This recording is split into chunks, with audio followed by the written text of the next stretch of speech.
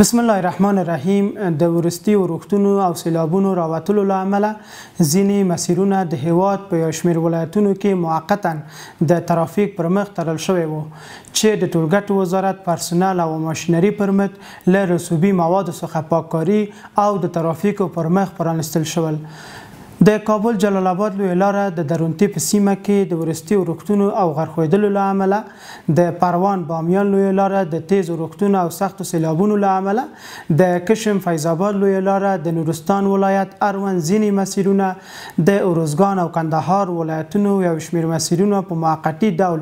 د ترافیکو پر مخ تړل شوي وو چې د ټولګټو وزارت ولایتي پرسونل او ماشینري پرمټ رسوبي موادو څخه پاککاري او د ترافیکو پر مخ پرانستل شوی دي. همدارنګه د غور ولایت بند بکک، بند بایان او کرګوش دره او د موسی له ولسوالۍ څخه تر پکتیا ولایت پورې جغلي سړک هم د ترافیکو پر مخ تړل شوی دي چې د ټولګټو وزارت ولایتي ټیمونه له خوا د پاککاري کار جریان لري ترڅو یا د لویې لارې د ترافیکو پر مخ پرانستل شي.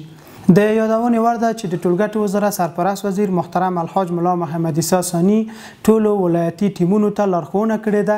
چې د ورښتونو او سیلابونو پر وخت بشپړ چمتووالی ولري